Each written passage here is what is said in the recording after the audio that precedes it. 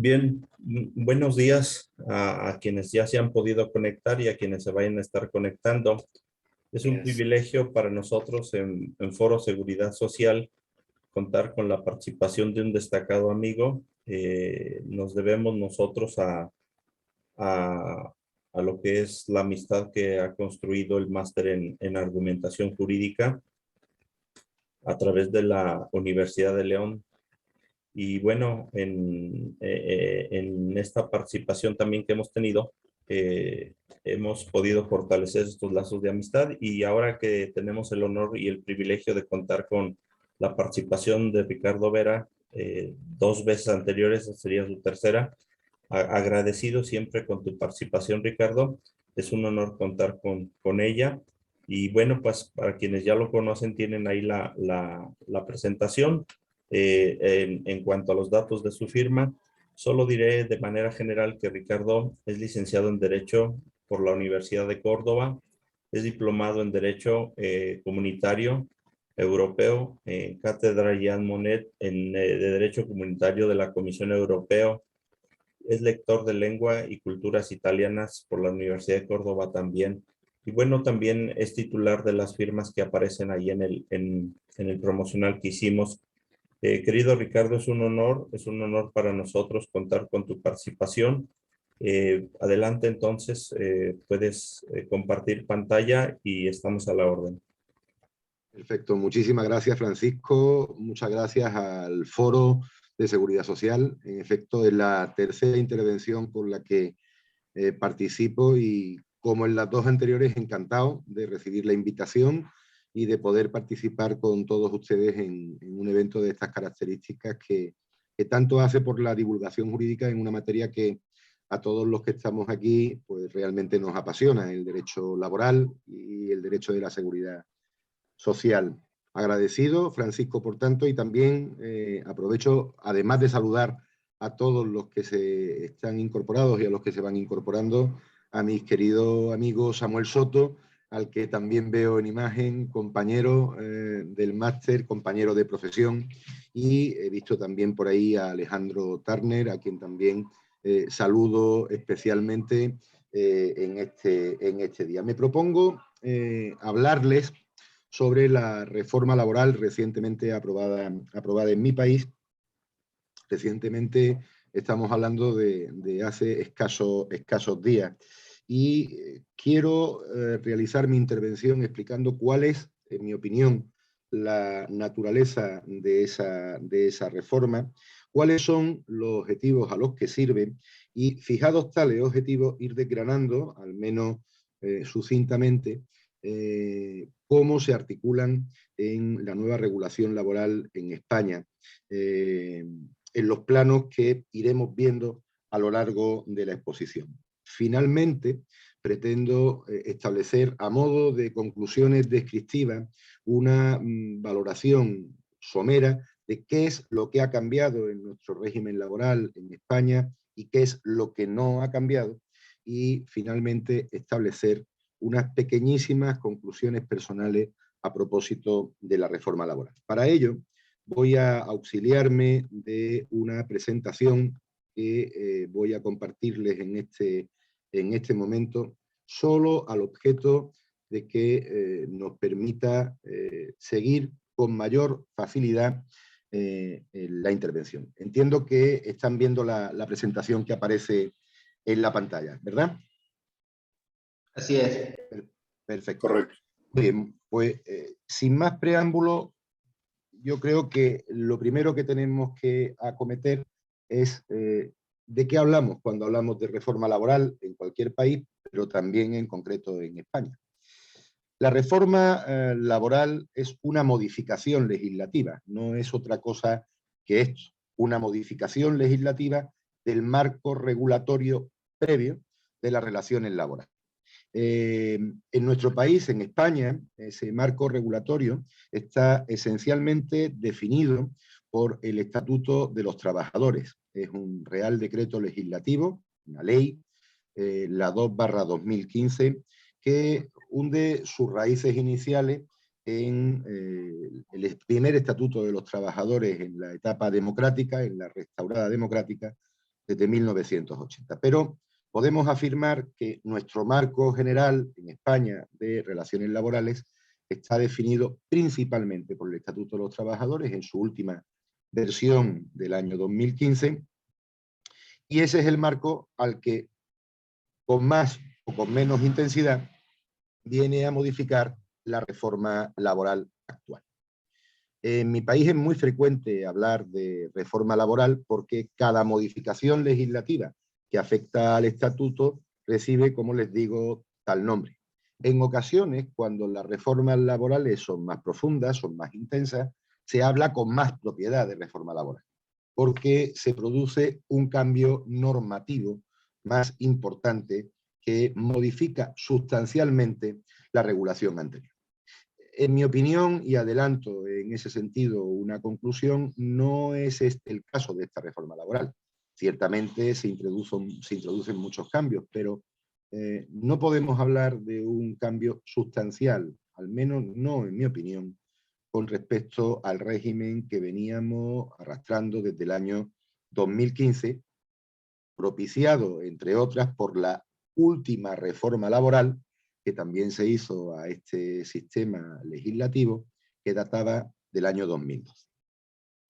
El marco regulatorio completo se termina de llenar, además de lo que les digo a propósito del Estatuto de los Trabajadores, con otras leyes que son muy importantes y que lógicamente también tienen incidencia en el marco de las relaciones laborales. A modo enunciativo, sin carácter exhaustivo, me permito citarles la Ley Orgánica de Libertad Sindical, las leyes de seguridad social, de las que efectivamente en las dos intervenciones anteriores que tuve en este foro hemos tenido oportunidad de abordar, y las leyes procesales que regulan la jurisdicción social. En concreto, la Ley de Jurisdicción Social, es la Ley de Procedimiento Laboral.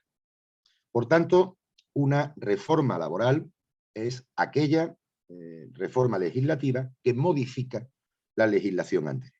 En el caso español que nos ocupa, esta última reforma laboral afecta esencialmente al capítulo de la contratación laboral, en cierta manera a la protección social y, en última instancia, a los métodos, mecanismos y herramientas de negociación colectiva. En ese sentido, cabe que nos preguntemos cuál es la naturaleza jurídica de la propia reforma laboral, sin entrar en la justificación, en las ventajas, en las oportunidades, en las dificultades o en las debilidades que esta reforma tenga, sino mirándolo desde un punto estrictamente jurídico formal. Cabe también que nos preguntemos por qué se ha realizado esta reforma laboral y por qué en este momento, y cuál ha sido su contexto, cómo se ha propiciado la aprobación de la reforma laboral que actualmente ya se encuentra en vigor en España. Bien, en primer lugar, la pregunta del qué se responde de la siguiente manera. La reforma laboral es un decreto ley. Como tal decreto ley necesita ser convalidado. El decreto ley es, como ustedes saben, un mecanismo legislativo en ocasiones perverso, porque establece que el Poder Ejecutivo, quien no tiene a su cargo la responsabilidad de legislar, legisle sustituyendo en parte al Parlamento. Para ello, nuestro sistema constitucional, el sistema constitucional español, establece una necesidad previa, es que exista una urgente necesidad para obviar al Congreso de los Diputados, al Parlamento, y legislar por parte del Ejecutivo. Esa urgente necesidad ha de estar justificada en la norma que alumbra el decreto. Y, por supuesto, como no se puede privar, al menos no totalmente, de la capacidad legislativa al Parlamento, fundamento básico y esencial de la separación de poderes en nuestros estados de derecho, la norma aprobada por decreto ley tiene que ser convalidada en un periodo de 30 días hábiles desde su promulgación como decreto por el Congreso, obteniendo, lógicamente, la mayoría suficiente para que lo que el Gobierno ha hecho previamente sea considerado efectivamente ley. Esto ha ocurrido en el país, como es lógico, el día 28 de diciembre del año 2021, se aprobó por el Consejo de Ministros, por el Ejecutivo del país, el Real Decreto Ley de Medidas Urgentes para la Reforma Laboral, la garantía de estabilidad en el empleo y la transformación del mercado de trabajo. Como ven, la propia denominación incluye la expresión urgentes. Y en la exposición de motivos de la misma norma, en su fundamento quinto, se justifica las razones que constitucionalmente permiten entender que el decreto era efectivamente urgente. El decreto ley es un mecanismo legislativo por atribución propia del Ejecutivo, del que en algunas ocasiones se abusa.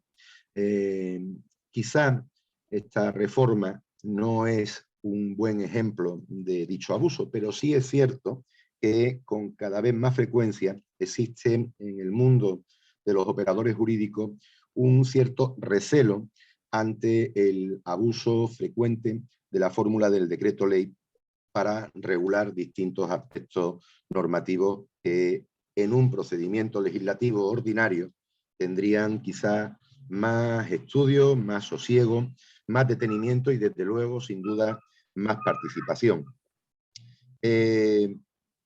La segunda cuestión que nos lleva a plantearnos esta reforma es por qué se aprueba la reforma.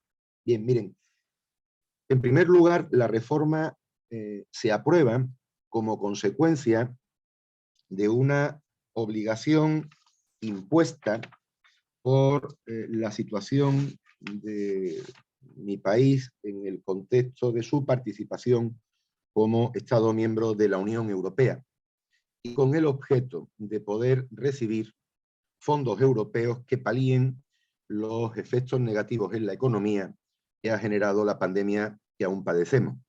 Estos fondos reciben el nombre de Next Generation y para la articulación de los mismos y la posibilidad de que los países miembros de la Unión Europea puedan acceder a ellos, cada país ha tenido que reexaminar sus políticas públicas, presentar un plan con objetivos concretos a los órganos de la Unión Europea, en concreto a la Comisión Europea, que viene a ser, con algunos matices, el Ejecutivo comunitario, el Ejecutivo de la Unión, y un periodo de implementación de dichas medidas. En concreto, mi país presentó el día 30 de abril de 2021 a la Comisión Europea un documento denominado Plan Nacional de Recuperación, Transformación y Resiliencia.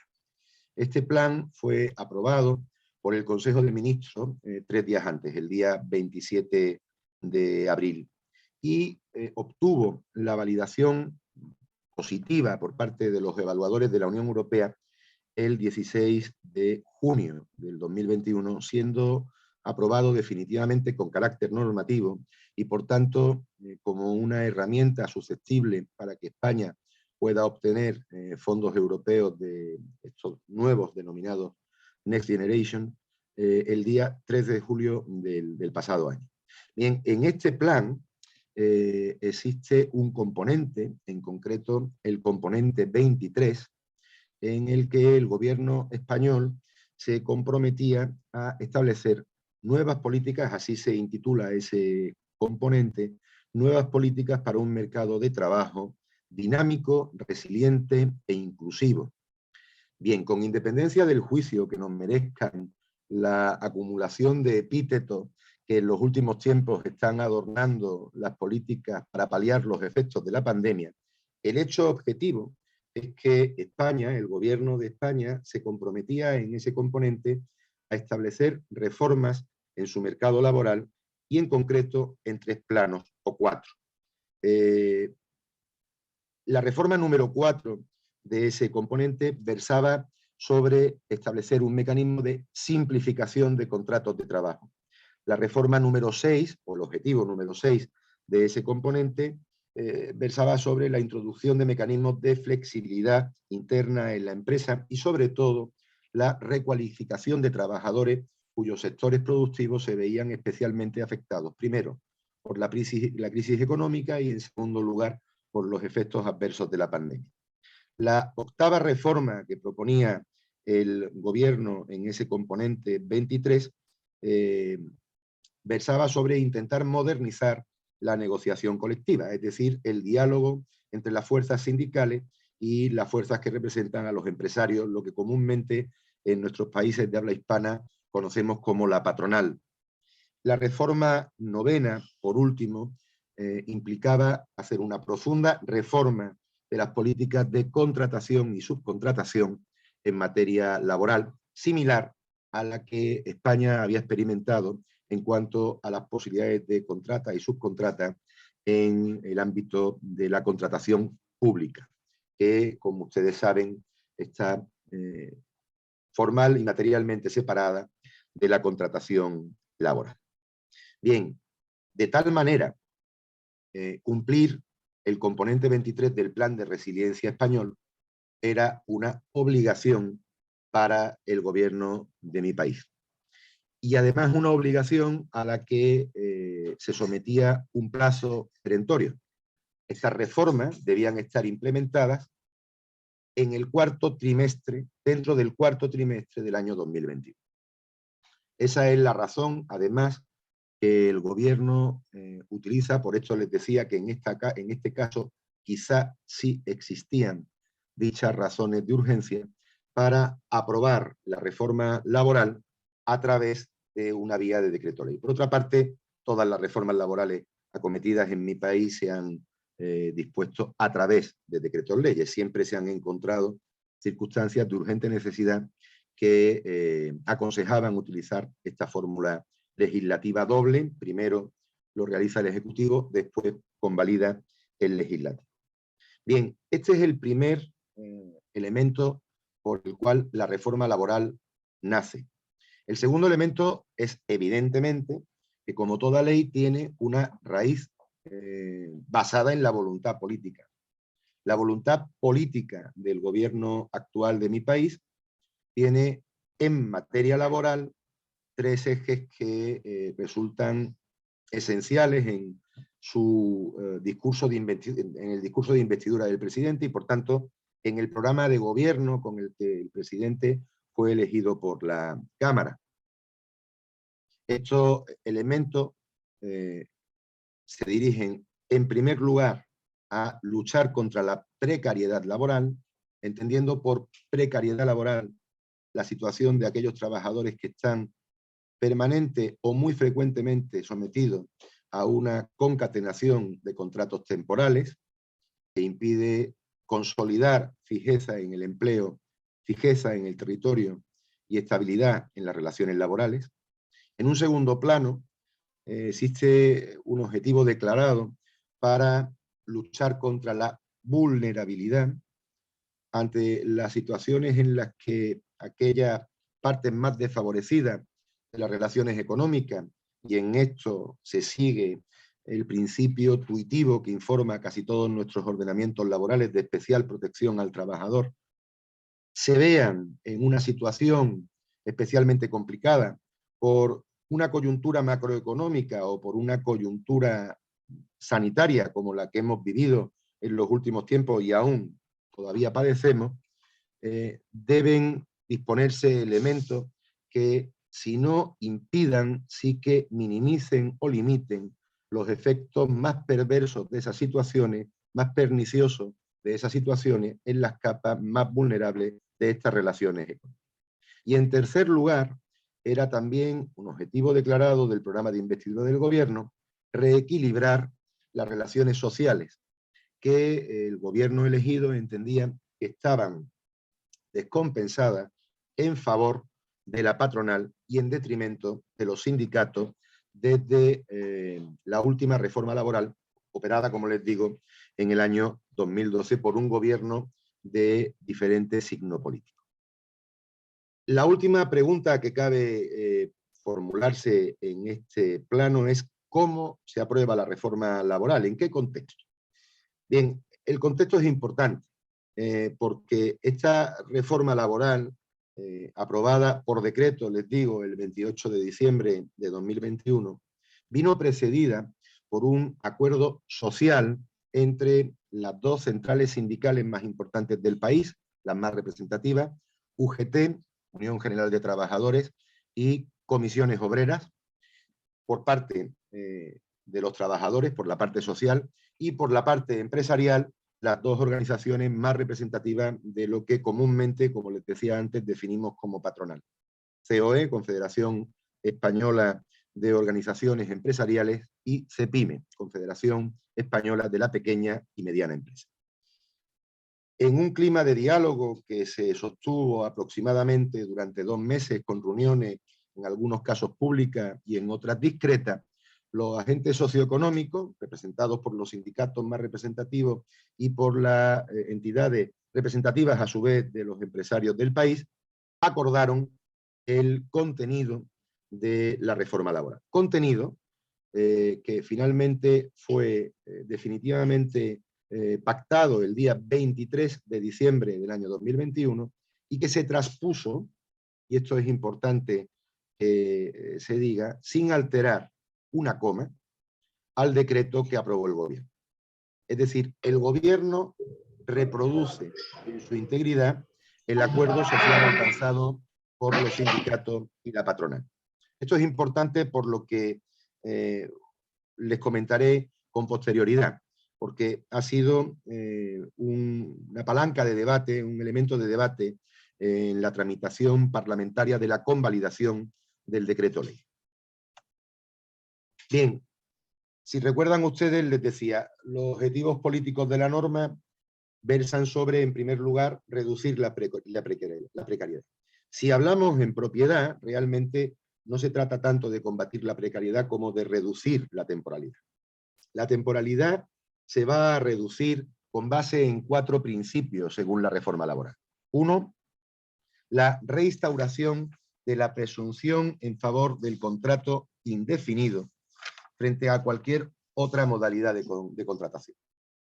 Esta presunción dejó de existir en el año 2012, permitiendo que empresario y trabajador pactaran cualquier tipo de contrato. Bien, ahora, si no existe una justificación que acredite la temporalidad, todo contrato se va a presumir indefinido, es decir, fijo. En segundo lugar, ese compromiso de presunción lleva, a juicio de los agentes sociales y posteriormente del gobierno, a modificar la regulación de la temporalidad. En un doble sentido, intentando conseguir la simplificación del volumen de contratos que en mi país existe, y en segundo lugar, limitar las posibilidades de que los contratos temporales sean efectivamente suscritos, privilegiando de esa manera la redirección de esa voluntad contractual hacia un contrato indefinido. En tercer lugar, y no de menor importancia, una modificación de los contratos formativos en nuestro país. Veremos dentro de unos pocos minutos cómo se articula esta nueva modalidad de contrato formativo en España. Y, en último lugar, ajustar la realidad del fenómeno del trabajo estacional. El trabajo estacional, que en la mayoría de nuestros países se conoce como el trabajo fijo discontinuo o periódico discontinuo. En nuestro país no se establecía ninguna excepción a este régimen común en nuestros ordenamientos. Efectivamente, antes de la reforma existía tanto la figura del trabajador fijo discontinuo como la del trabajador periódico discontinuo. Pero la jurisprudencia ha ido, desde mi punto de vista, acertadamente destruyendo por desvanecimiento de la figura la del periódico discontinuo. Y el ajuste de esa realidad contractual a la realidad social del país es lo que acomete o lo que pretende acometer esta reforma laboral. Bien, si nos vamos al campo de los contratos temporales, debo precisarles que, como se establece una presunción en favor del contrato indefinido, cualquier contrato suscrito con carácter temporal deberá justificar de manera expresa la necesidad de concertarlo. Y esta necesidad de concertarlo solo podrá justificarse por dos razones. Por razones vinculadas a la producción o por razones vinculadas a la sustitución de los trabajadores. Veremos cómo se regulan estos dos tipos de contratos, que ya son los únicos que existen en el ámbito temporal, a continuación. Pero en este punto es importante decirles que la reforma laboral que actualmente rige en España ha eliminado los antiguos contratos de obra o servicio, el contrato eventual y el contrato de interinidad. Es cierto que con el contrato de obra o servicio podemos establecer una pequeña singularidad, que veremos al final. Pero con carácter general, ya solo hay en España dos posibilidades contractuales: una contratación indefinida o una contratación temporal. Y dentro de esa contratación temporal, solo será posible contratar temporalmente por circunstancias vinculadas a la producción y con una serie de limitaciones, o por circunstancias vinculadas a la sustitución de trabajadores y también con una serie de condicionantes. Si nos vamos en concreto al caso de los contratos temporales por razones de producción, observarán que la reforma laboral permite concertarlo solo si existe un incremento ocasional e imprevisible de la demanda de productos o servicios que realice la empresa, que genere un desajuste temporal entre la plantilla disponible y la plantilla requerida para la realización de esos trabajos. Bien, en todo caso, esta justificación, que debe ser expresa en el contrato y, por supuesto, sometida a controles administrativos vía inspección de trabajo, solo podrá permitir contratos de una duración de 6 meses, ampliable, y solo si la negociación colectiva sectorial lo permite, hasta un máximo de 12. Es decir, tiene una importante limitación en su utilización. También está prevista, en muy menor medida, un contrato por circunstancias de la producción si se trata de una situación ocasional, en este caso sí previsible, y con una duración reducida, claramente delimitada. En este caso, el máximo contractual permitido para este formato llega a los 90 días con un carácter no continuado dentro del mismo año natural. Estos contratos en la práctica pueden venir muy asociados en nuestra mente a un concepto que surgió en Alemania hace unos 10-12 años, los llamados mini-jobs, trabajos de incorporación al mercado laboral, coincidentes normalmente con campañas comerciales muy de alta demanda laboral, particularmente las fiestas navideñas, el periodo veraniego o cualquier periodo de rebajas o saldos en los comercios. Es decir, está muy acotada la posibilidad de eso. Si atendemos al contrato temporal de sustitución, verán ustedes que se puede concertar para. Fíjense cómo, a diferencia del contrato vinculado a la producción, el acento en la preposición es diferente. El contrato de circunstancias de la producción se puede concertar si se dan una serie de circunstancias, es decir, por la concurrencia de unas causas, y el contrato de sustitución ha de concertarse en todo caso para, es decir, como cobertura de una finalidad. Dicha finalidad no puede ser otra que la sustitución de un trabajador. Y esta sustitución tendrá solo 3 modalidades. Aquella sustitución de un trabajador que por razones legales o convencionales se encuentre de baja de la empresa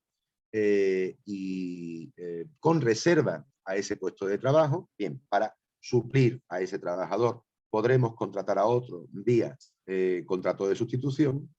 Aquellas situaciones en las que por causas convencionales o legales un trabajador tenga reducida su jornada, bien, en este supuesto podremos contratar a otro trabajador que supla ese defecto horario que el trabajador afectado inicial ha dejado de cubrir. Y finalmente, para cubrir de manera temporal, absolutamente limitada, un puesto que está en proceso de selección y solo hasta la cobertura de esa plaza vía proceso de selección y con un límite máximo de 3 meses. El contrato de sustitución es cierto que simplifica y clarifica las opciones en las que este tipo de contrato puede realizarse. De una manera, desde mi punto de vista, mucho más completa y amplia que el antiguo y extinto contrato de interinidad. En el capítulo de la formación, el objetivo que la reforma laboral se plantea es facilitar la incorporación de los jóvenes en formación o ya formados al mercado laboral. Y para ello establece 2 modalidades. Una modalidad mientras se estudia, es decir, mientras se está recibiendo la capacitación técnica, profesional o universitaria para acceder al mercado laboral, y una modalidad tras terminar esos estudios, esa capacitación técnica o capacitación profesional. En el primer caso, la modalidad contractual recibe el nombre de contrato de formación en alternancia. Y ese contrato de formación en alternancia tiene 2 limitaciones. En primer lugar, efectivamente, hay que acreditar que la persona que lo firma, el trabajador que lo suscribe, está efectivamente formándose de una manera reglada. Formación profesional, título universitario de grado, título universitario superior o capacitación técnica. Podrá tener un mínimo de duración de 3 meses y alcanzar un máximo de duración de 2 años. Y durante el primer año, el trabajador no podrá en ningún caso recibir un sueldo inferior al 60% de lo que un trabajador en su misma situación recibiría de no estar en ese contrato. En el segundo año no podrá recibir un sueldo inferior al 75%. Y la carga laboral no podrá superar durante el primer año el 65% y tampoco podrá ser superior al 85% en el segundo. Para garantizar que de cualquier manera, como mínimo, siempre tendremos un 15% de tiempo libre dentro de esa empresa para poder efectivamente completarlo con la formación que aún se recibe. En este contrato existe con carácter general una limitación de edad de acceso. Se ha fijado en 30 años, pero no es un límite total, es un límite genérico. Hay ocasiones en que dicho límite puede sobrepasarse. Cuando se termina la formación y se establece un contrato de formación para la obtención de práctica profesional, el requisito que la ley impone a partir de la reforma laboral es que se contrate a un egresado universitario o a un egresado de cualquier centro de tecnificación profesional, artística o deportiva en el periodo de los 3 años desde su término, salvo que se trate de una persona afectada por cualquier discapacidad, en cuyo caso el plazo se amplía a 5 años. Y este tipo de contrato no tiene una limitación de edad, porque está vinculado a la formación que se culmina.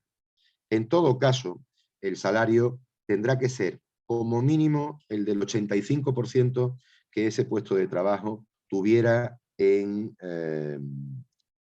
un trabajador, digamos, en condiciones normales, que no ocupase ese puesto para la obtención de práctica profesional. Y sí tiene una limitación temporal. Ha de ser como mínimo de 6 meses, pero no puede prolongarse por más de un año. Bien, el último aspecto respecto a la modificación contractual se debe referir al trabajo estacional. Bien, como les decía, la reforma laboral expulsa de nuestro sistema, ya lo había hecho en la práctica la jurisprudencia anteriormente, el concepto de trabajador fijo periódico y determina un solo tipo de trabajador fijo discontinuo. Es importante porque el matiz estriba en señalar con claridad que no es un contrato temporal, es un contrato fijo, pero discontinuo, sometido a los periodos estacionales. Piensen ustedes, por ejemplo, en los periodos de especial afluencia en zonas turísticas durante el periodo vacacional, donde siempre vamos a tener que recurrir al mismo trabajador por ser fijo discontinuo. Piensen, si no, en el marco de una contrata mercantil o administrativa, que ocasionalmente se repite en el tiempo y forma parte de la estructura ordinaria de la empresa, que sabe que durante un determinado tiempo va a tener que realizar esa contrata mercantil o administrativa en función de que la empresa que reciba los servicios sea pública o privada. O piensen ustedes en la relación que se entabla entre una empresa de trabajo temporal. Saben que el fenómeno interpositorio está permitido en mi país desde la aprobación del último Estatuto de los Trabajadores, desde el Real Decreto Legislativo 2/1995, siempre y cuando se realice a través de empresas específicamente designadas para ello, denominadas empresas de trabajo temporal, ETT. Bien, lo que hace la reforma laboral es establecer una condición de fijeza discontinua en aquellos trabajadores que son recurrentemente contratados por ETT para ser puestos a disposición de otras empresas. Sin duda, esta regulación del trabajo fijo discontinuo es más coherente con la jurisprudencia que se ha ido desarrollando entre 1996 y el año 2020-2021. El segundo objetivo que les marcaba al principio es la lucha contra la vulnerabilidad. Bien, hay dos patas en esta lucha contra la vulnerabilidad. Por una parte, el mantenimiento y ampliación de los expedientes de regulación temporal de empleo, conocidos como ERTES, mecanismos que permiten suspender o reducir la jornada laboral de trabajadores afectados por circunstancias denominadas ETOP, económicas, técnicas, organizativas o vinculadas a la producción y por fuerza mayor. Pero es cierto que la reforma laboral, aunque los mantiene, establece algunas concreciones que pueden entenderse como limitaciones o condicionantes más exigentes para que los ERTE puedan efectivamente prosperar. En primer lugar, se establece como criterio general la obligación de fijación de la extensión de la medida. Esto, la extensión temporal de la medida. Esto ya existe en la práctica, pero es cierto que la situación excepcional vivida en la pandemia ha hecho que los ERTE se aprobasen mientras que durase la situación. La cuestión era determinar cuándo se acaba esta situación. No es fácil determinarlo. Fíjense que en datos, actualmente en España, aún a fecha de enero del 21, hay 124.000 trabajadores en situación de ERTE, de los cuales más de 100.000 se ubican en los ERTE propiciados por el COVID-19. Un número elevado, sin duda. Lógicamente, sensiblemente inferior a los más de 700.000 trabajadores que en la misma fecha, diciembre del año 2020, enero del año 2021, se encontraban en ERTE en mi país, en situaciones de protección social. Bien, la reforma viene a justificar aún más la necesidad de fijar con concreción la temporalidad del ERTE. Se prioriza, en segundo lugar, la reducción de la jornada frente a la suspensión del empleo, para que el enganche, la conexión con la actividad laboral no se diluya. Y en tercer lugar, se establece con una claridad que no estaba tan definida en el periodo anterior, la imposibilidad, mientras que una empresa esté en situación de expediente de regulación temporal de empleo, de realización de horas extraordinarias, de prohibición de externalización de esos servicios mediante contratación mercantil a una empresa que lo preste sin ajenidad, es decir, sin una relación de trabajo por cuenta ajena, y, lógicamente, la imposibilidad de proceder a una nueva contratación mientras que el ERTE esté en vigor. Esto tiene todo el sentido del mundo. Si establecemos una flexibilización de las obligaciones laborales para con los trabajadores y lo sometemos a un sistema de previsión social, aunque sea temporal, no tiene sentido que mientras ese sistema de previsión social está operando, se activen mecanismos de contratación, mecanismos de ampliación de jornada vía horas extra o mecanismos de prestación de servicios vía externalización de los mismos, porque estaremos significando que el ERTE en el que esos trabajadores están es sencillamente innecesario. Frente a este modelo conocido de expedientes de regulación de empleo, la reforma laboral instaura un nuevo mecanismo, todavía inaudito, todavía desconocido, todavía sin aplicar. Es el llamado mecanismo RED. El mecanismo RED supone una flexibilización y estabilización en el empleo, al menos ese es el objetivo, que permitirá, en teoría, que las empresas soliciten medidas de reducción de jornada o suspensión de la jornada para sus trabajadores si se dan dos circunstancias. Una circunstancia cíclica, con una duración máxima de 1 año, cuando se aprecien la existencia de circunstancias macroeconómicas generales que aconsejen la instauración de estos mecanismos, o sectoriales, cuando un determinado sector o sectores se vea afectado también por esta situación macroeconómica perjudicial, o se observe una necesidad de recualificación de trabajadores. Esto es interesante porque uno de los objetivos del plan de resiliencia que ha hecho que España pueda acceder a los fondos Next Generation es una progresiva y paulatina digitalización y verdificación, si me permiten el término, una progresiva inserción en los medios digitales y una progresiva conciencia ecológica en las actividades económicas que va probablemente a procurar en los próximos años la desaparición o la disminución de sectores económicos tradicionales y la necesidad de su readecuación para que sigan perteneciendo al mercado laboral. Bien, si esto es así, el gobierno debe comprometerse vía Consejo de Ministros a aprobar declaraciones que permitan que las empresas puedan adherirse a este mecanismo RED. Obviamente, en la implantación del mecanismo se ha tenido en cuenta porque, como decimos en España, gato escaldado del agua huye, cualquier situación sanitaria, epidémica o pandémica que eventualmente así lo pudiera requerir. El último punto del que les quería hablar en cuanto a la reforma, porque efectivamente la reforma laboral así lo introduce, es un reequilibrio, una suerte de reequilibrio en las relaciones sociales. Miren, los sindicatos se quejaban en mi país desde el año 2012 de que habían perdido poder.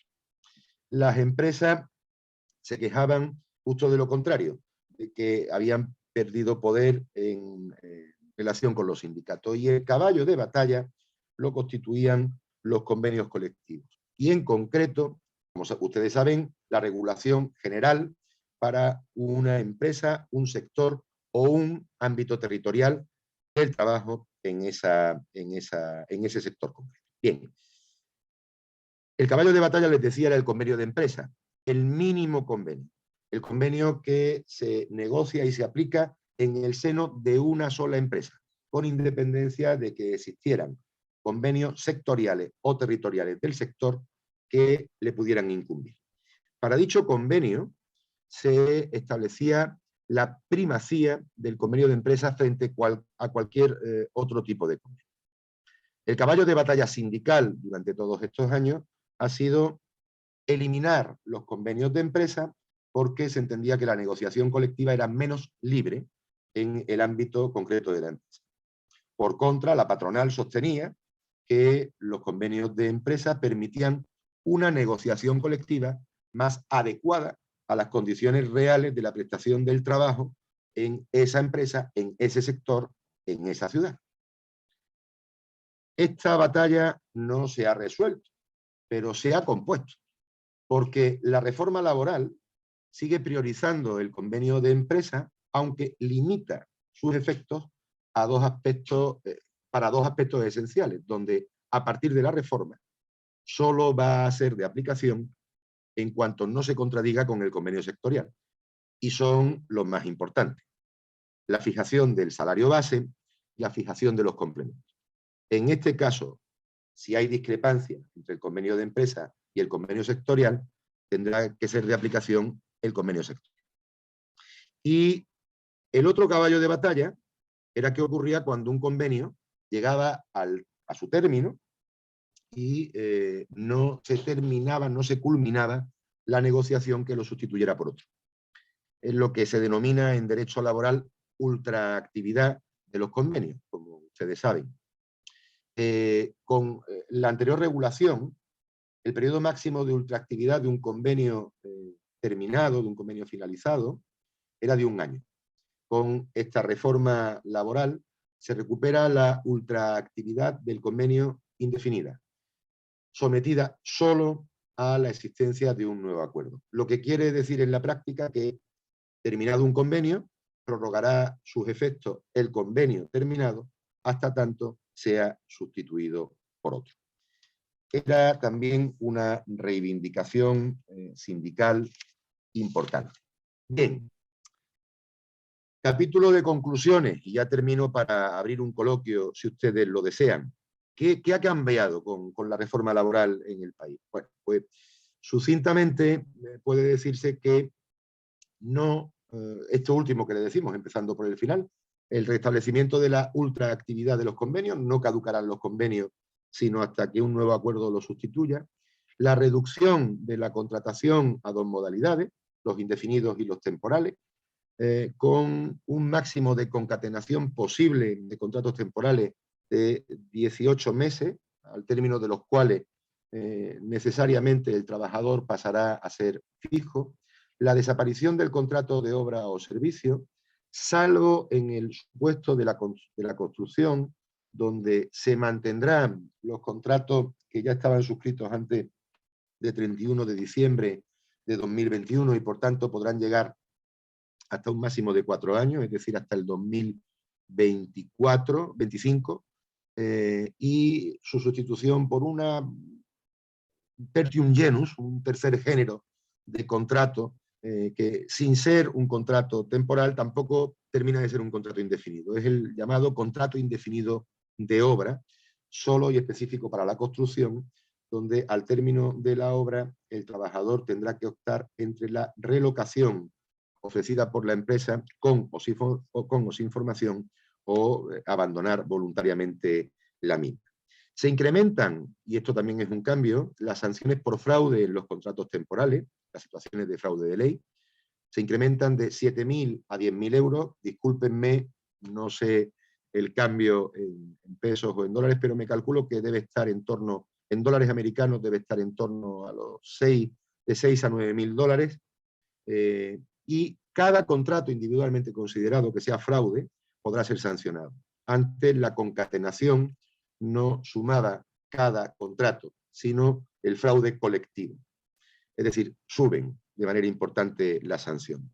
Se penaliza la contratación temporal con mayores cotizaciones de las que actualmente tiene para desincentivar la contratación temporal e incentivar en positivo la contratación indefinida, y las contratas y las subcontratas siguen el mismo régimen que ya se estableció para la reforma de la contratación pública en el país, debiendo pagar siempre los mismos salarios que la empresa de referencia o la llamada empresa matriz.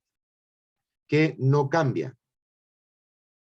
¿Bien? Se mantiene la misma indemnización por despido que se mantenía, 33 días por año trabajado hasta un máximo de 24 mensualidades. No se recupera la autorización administrativa para la aprobación de los expedientes de regulación de empleo. No se recuperan tampoco los salarios de tramitación en los casos de impugnación judicial por despido mientras se está tramitando el procedimiento judicial.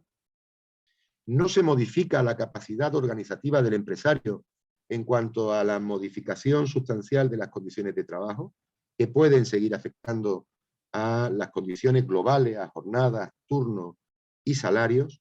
Se mantiene, como les he expresado, la prevalencia del convenio de empresa frente al convenio sectorial, pero se limita, y particularmente mucho, en el ámbito salarial, y por la especial singularidad de las tensiones nacionalistas que se viven en el país, en el mío, no se tiene en cuenta la exigencia de marcos laborales específicos en Cataluña, País Vasco o Galicia.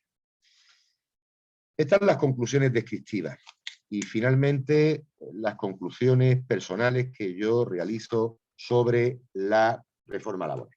Miren, en mi opinión, es una reforma laboral más cosmética más estética que real, que profunda. Es verdad que esa reforma laboral viene también sometida por el propio proceso de gestación de la misma. Es un compromiso entre las partes, entre los agentes sociales, de tal manera que ambos han tenido que ceder, y mucho, en los aspectos esenciales de sus reivindicaciones históricas, tanto la patronal como los sindicatos. Y es sorprendente que una norma que teóricamente concita tanto apoyo en el ámbito social haya sido convalidada por razones que tienen que ver con la propia reforma, pero también que tienen que ver con el propio contenido político y con la propia situación política de mi país, por una mayoría pírrica.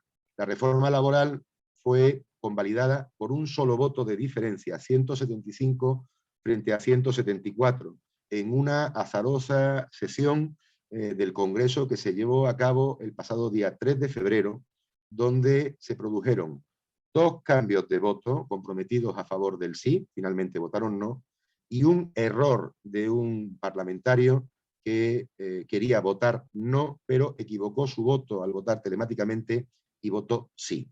Es decir, parece una ironía, pero el alto consenso teórico que se alcanza entre los agentes sociales no se ve reflejado en el Parlamento. Ello conduce a pensar 2 alternativas. O bien, los agentes sociales no gozan del predicamento representativo en el Parlamento, o bien el Parlamento no ha entendido que la norma goza de amplio apoyo social. De cualquier forma, da muestras de que la responsabilidad social y ciudadana en España está muy por encima de la responsabilidad política, como supongo que ustedes sospechan en cada uno de sus propios países. Lo más relevante, sin duda, de la reforma laboral es el cambio de paradigma hacia una progresiva, paulatina y creciente opción por el contrato indefinido. Veremos. El éxito de la reforma o su fracaso vendrá definido si incrementamos nuestra tasa, si disminuimos nuestra tasa de temporalidad, actualmente por encima del 24%, a 11,1 puntos de la media de los países de la Unión Europea, altísimo, altísimo. Si vemos reducido ese porcentaje de alta temporalidad, la reforma habrá sido útil y habrá sido un éxito. Si no se reduce dicho porcentaje de temporalidad, la reforma no habrá resultado. Como muestra un botón estadístico, en el mes de enero del año 2022, primer mes de la vigencia, aunque todavía como decreto de la reforma, de 1,59 millones de contratos suscritos en España, por primera vez, el 15% de ellos fueron contratos indefinidos, en concreto 238.672. Esto supone un incremento de 4 puntos sobre los datos del mes inmediatamente anterior, sin la reforma laboral en vigor, diciembre del año 21, y un incremento de unos 7 puntos, ya que la tasa media de contratos indefinidos por mes en España alcanza el 9%, pues el 15% supondría, como les digo, un incremento de unos 7 puntos sobre esa tasa habitual. Por el bien de todos, mi deseo, lógicamente, es que la reforma prospere y no aumente demasiado la litigiosidad en tribunales, salvo que para esa litigiosidad contraten a mi despacho. Ahora, por supuesto, me someto a sus preguntas y al coloquio en el que, si puedo y está en mi mano, contestaré a las preguntas que me formulen. Muchas gracias por su atención. Bien, muchísimas gracias, querido Ricardo. No sé si quieras, me apoyas en dejar de compartir pantalla Claro. para ver las manos. Ya está del doctor Manuel Fuentes Muñiz, destacado laboralista acá en México, y al igual que tú, que hoy salió tu artículo en el Diario de Córdoba, y gracias por compartirlo. Eres una persona, al igual que el doctor Manuel Fuentes Muñiz, que escribe en este tenor. Adelante, estimado doctor Manuel Fuentes. Sí, buenos días. Pues primero agradecer a nuestro amigo compañero Francisco Vázquez García la posibilidad de poder escuchar al doctor Ricardo Vera en esta importante exposición. Y bueno, yo de primera impresión tendría alguna opinión que parece que la reforma laboral burocratiza más las relaciones laborales y que finalmente en la medida que esto ocurre se genera un clima de mayor incumplimiento, es decir, finalmente la generación de varios contratos puede crear un mayor panorama de violación a los derechos laborales en una primera impresión. Un segundo aspecto es el de la ultraactividad, que entiendo que finalmente los contratos colectivos, al no renovarse, obviamente pues desaparecen los compromisos anteriores. Esto quiere decir que estaríamos partiendo de cero en aquellos lugares en donde se estableciera el convenio colectivo, es cuando se estaría generando este aspecto de la ultraactividad, es decir, finalmente en nuestro país existe esta figura de que si no se revisa el contrato colectivo de trabajo, persiste el anterior. Y luego, finalmente, este aspecto de la prevalencia, entiendo, del contrato colectivo por empresa, entendí respecto de los salarios y las prestaciones. Y entonces, lo que no me quedó muy claro es respecto del convenio sectorial, en donde finalmente, entonces, ¿cuál es la ventaja del convenio sectorial si hay una preeminencia en los aspectos fundamentales como es el salario y las prestaciones? Quiere decir que en los aspectos, por ejemplo, de condiciones de trabajo, pudiera versar, no sé, esa parte, ojalá que pudiéramos abundar en el tema. Muchas gracias. Bien, pues muchísimas gracias, doctor Fuentes. Procedo a contestar. Bueno, efectivamente, la reforma laboral, si consistiera en una mayor burocratización, daría lugar a más posibilidad de fraude. Bien, no es exactamente este el objetivo de la reforma laboral, porque, como les explicaba, la reforma laboral viene a simplificar, o al menos esa es su voluntad, el número de contratos temporales, de distintas modalidades de contratos temporales. Desaparecen 3, definitivamente: contrato de obra o servicio, contrato eventual y contrato de interinidad, que ya no existen más, y solo se pueden establecer 2 tipos de contratos temporales, vinculados a la producción o por sustitución en los términos que le expliqué. Junto con este convivirán 2 modalidades de contrato formativo, pero como están muy acotadas las condiciones para acceso, debemos entender que no van a suponer una mayor carga burocrática que lo que las antiguas modalidades de contratos formativos, muchísimo más amplias y dispares, sí ofrecían. En este caso, desde mi punto de vista, ha existido un esfuerzo de simplificación que se corresponde con la reforma objetivo 4 que les decía al principio, que forma parte del componente 23 remitido por el Gobierno de España a la Unión Europea dentro del Plan de Resiliencia, que es uno de los elementos por el cual tenemos esta reforma laboral en el último trimestre del año 2021. Respecto a la cuestión que formula sobre la ultraactividad, bien, el sistema voy a intentar explicarlo con mucha simpleza. Un contrato colectivo cuya vigencia termine, por poner un ejemplo, el día 31 de diciembre del año 2022, mantendrá en todo lo pactado, aunque termine el día 31 de enero del año 2022, todas las condiciones para los trabajadores de esa empresa o sector hasta que se apruebe un nuevo convenio colectivo, con independencia de que transcurra un año o más. Con el anterior sistema, el que veníamos desde el año 2012, la ultraactividad, es decir, el mantenimiento de las condiciones laborales pactadas en convenio colectivo, solo podía prorrogarse por un máximo de un año.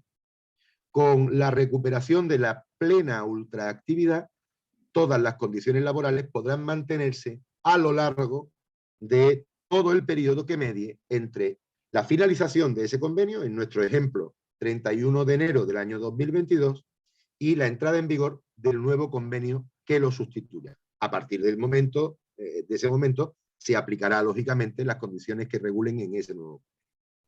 Esto, así es como va a funcionar la ultraactividad. Digamos que se reinstaura una ultraactividad indefinida determinada por la negociación colectiva posterior.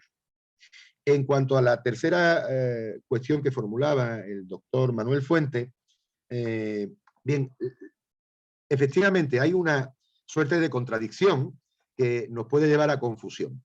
El convenio de empresa es el convenio que sigue siendo prevalente, es el convenio que sigue siendo preferente, salvo en dos capítulos, doctor. En el capítulo que regule el salario base y en el capítulo que regule los complementos, en cuyo caso no podrán establecer, para dar una explicación más completa, salarios inferiores, es decir, no podrán establecer peores condiciones que aquellas que establezca su convenio sectorial o su convenio territorial. No sé si con esta explicación ahora soy capaz de hacerme entender mejor. Sí, perfecto, muchas gracias. Claro, en el resto de los asuntos, efectivamente, el convenio de empresa puede regular todo y será prevalente frente a cualquier otro tipo de convenio. Pero en el aspecto salarial se opta por una suerte de condición o cláusula más beneficiosa para el trabajador, de tal manera que aquella que sea la más alta será la de aplicación. Muchas gracias, querido Ricardo. También gracias al doctor Manuel Fuentes Muñiz. Dejamos ahora entonces la participación que quiere hacer la doctora María Ascensión Morales Ramírez. Adelante, doctora. Gracias, buenos días a todos. Buenas tardes, Ricardo. Me llama la atención, y si bien la exposición ha sido muy adecuada, lo que a mí me llama la atención es en relación a los contratos sobre los jóvenes. Yo había dado seguimiento sobre la formación dual y pareciera así aquí que los contratos se van a celebrar directamente con los jóvenes, antes los que están estudiando y los que están egresados. Es decir, no va a haber una vinculación con las instituciones educativas para esta formación dual, sino que va a ser a título individual. ¿Es así? Así es, no tiene por qué existir una vinculación específica a la formación dual. El sistema de formación dual va a seguir existiendo, es decir, permanece. Y de hecho, va a ser muy frecuente que la proliferación de estos contratos, doctora, se realice en referencia a los distintos convenios que las instituciones educativas, particularmente las universidades o los centros de capacitación técnica, de formación profesional, establezcan con determinadas empresas. Esto podrá tener los beneficios fiscales a nivel de cotización o a nivel de RSC, de responsabilidad social corporativa, y por tanto de beneficio reputacional para la empresa, en el caso de optar para contratar a esos jóvenes de acuerdo con el sistema de formación dual. Pero está más como nicho donde poder captar, encontrar trabajadores, que como una obligación que solo aquellos potenciales trabajadores que estén dentro del sistema de formación dual puedan beneficiarse de estos contratos de formación. Y si me permite, yo creo que tiene una lógica. Es una lógica ampliatoria. Es decir, el sistema de formación dual, bueno, pues a nivel de pretensión ha funcionado, pero a nivel práctico no. Es decir, es muy frecuente que la formación dual convenie suerte de relaciones laborales encubiertas, vía prácticas, vía becas, que no tienen una relación laboral propia y que en muchas ocasiones, lamentablemente, no son retribuidas. Lo que viene a determinar la reforma es que esta situación, vía regulación, se pueda terminar, estableciendo con o sin el concurso de entidades adscritas a sistemas de formación dual, contrataciones laborales susceptibles de ser suscritas por trabajadores individuales con empresas concretas, siempre y cuando trabajador y empresa, particularmente en este caso trabajador, tenga las condiciones que le permita acceder a ese contrato.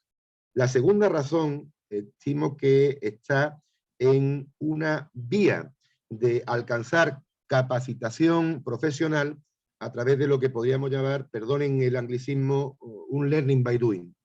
en los últimos años en España se han otorgado certificaciones oficiales, es decir, expedidas por autoridades educativas de carácter administrativo, que validan la experiencia previa en un campo para certificarse profesionalmente como experto en dicho campo.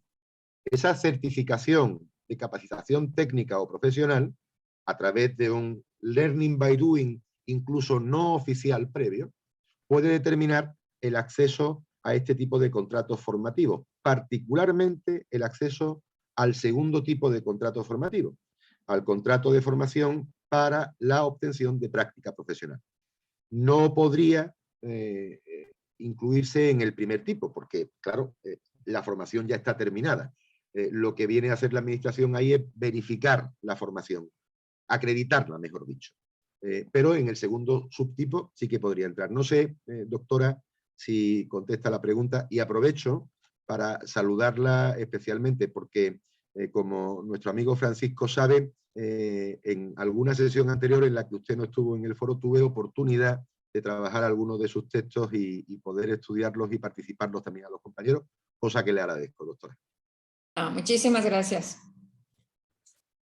Bien, pues ha sido una espléndida plática como las que nos has compartido siempre, y también yo deseo agradecerte, Ricardo, esta participación tuya. También nos apoyaste en el segundo Congreso Internacional que celebramos a través de la UNILAM en Saltillo, en el Instituto de Posgrado en Derecho y la Academia Mexicana de Derecho Procesal del Trabajo. De verdad agradecido con esta participación tuya. Sabes que aquí está nuestro amigo de Chile, Samuel Soto, a quien también nos debemos mucho en sus participaciones. Es decir, estamos rodeados de gente muy, muy ilustre. Sin más, yo quisiera agradecerte y no sé si ahora se ve ahí esa presentación. Foro Seguridad Social. Muchísimas gracias. Nuestro lema es comprometidos con el futuro. Otorga el presente reconocimiento al maestro Ricardo Vera Jiménez por su destacada ponencia en el tema reforma laboral en España. Firma su servidor, Francisco Vázquez García. De verdad, les quisiera pedir si abrimos cámara quienes puedan y le brindamos un fuerte aplauso a nuestro querido ponente. Muchísimas gracias. Agradecido pues, y si me permites, vamos a subir esta presentación tuya a YouTube y la compartimos también a los distintos foros. Por Bien. supuesto, el agradecido y honrado soy yo, Francisco. Gracias a todos y a todas por su participación en este evento.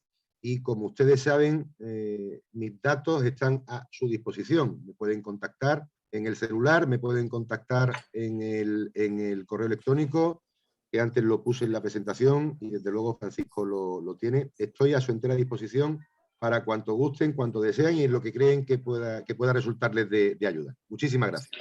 Gracias. Felicidades por la presentación. Gracias. Gracias. Felicidades al ponente. Gracias, maestro. Gracias. Enhorabuena. Gracias, Ricardo. Gracias, Francisco. Gracias a todos. Conectaron. Muchas gracias a todos. Excelente. Gracias. Francisco, me salgo, os dejo. Samuel, un abrazo fuerte. Alejandro, otro. Hasta luego. Gracias. Gracias, luego. Diana, por siempre estar aquí asidua en estas participaciones desde Colombia.